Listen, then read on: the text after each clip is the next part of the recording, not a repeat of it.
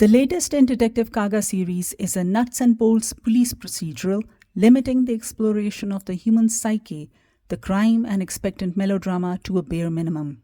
Though Higashino keeps the suspense interesting enough to turn the page, peeling off the layers one by one, making the reader go through each and every step that the police force takes towards the criminals, the big reveal can be guessed by the middle of it all. And the story loses its punch by the third act. Indeed, the comeuppance and ending of the main criminals is underwhelming and does not make sense.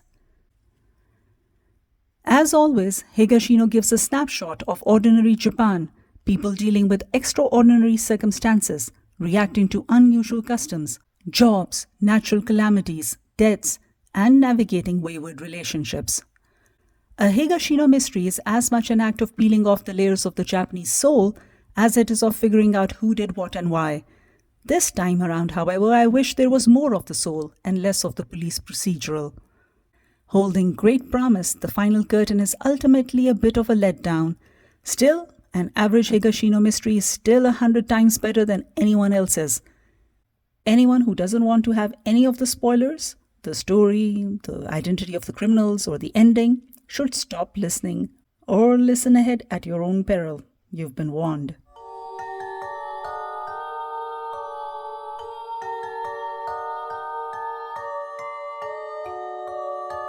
The book opens with an intriguing hook.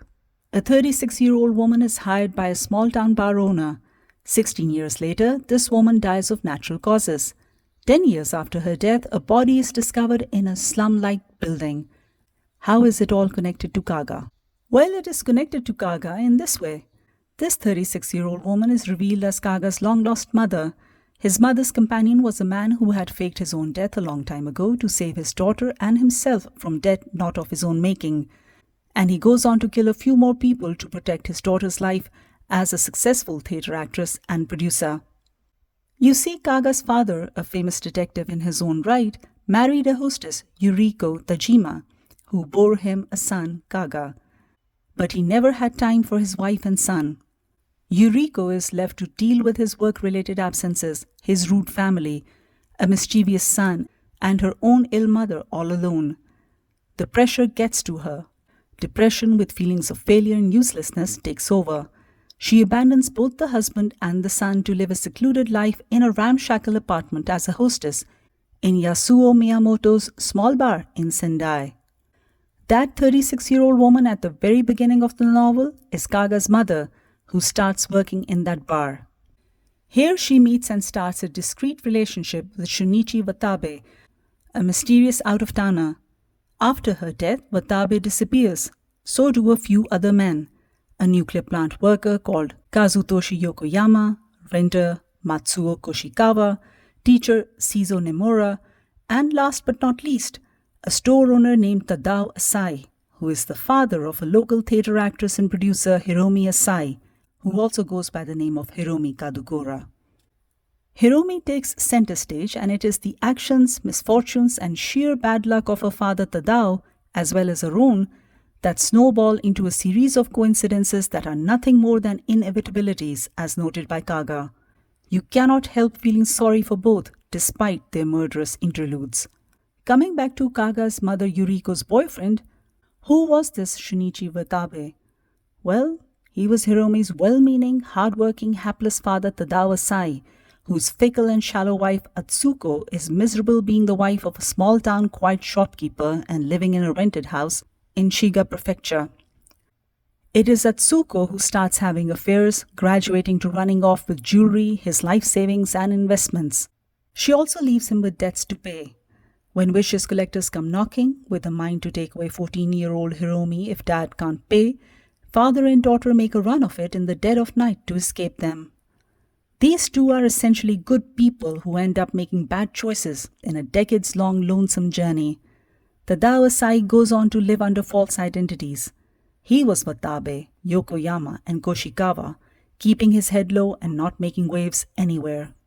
He was the one who killed the teacher Nemura and Hiromi's class fellow Oshitani.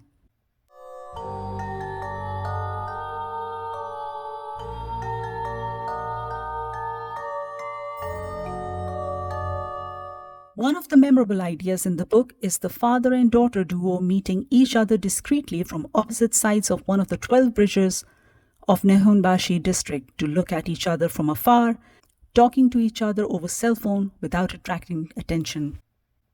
What I dislike the most in the book is the illogical and unreasonable manner of death Tadao Asai had chosen for himself, by burning himself.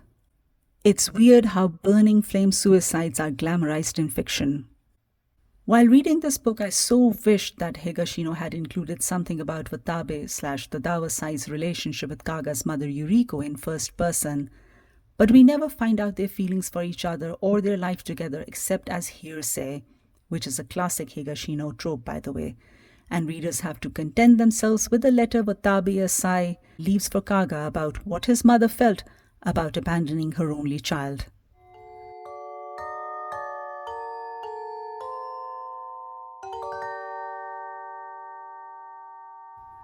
I got an ARC for The Final Curtain via Netgalley and posted the review on Goodreads site. I love Higashino and look forward to more works by him. The Final Curtain by Keigo Higashino is 400 pages long. It is translated in English by Gilles Murray. I don't know how he pronounces his name, Giles or Giles or Gilles or something else, so I'm going with Gilles. It was published by Minotaur Books on December 12th, 2023. It is available on Amazon. Thank you for listening. Do check out the book on Amazon though.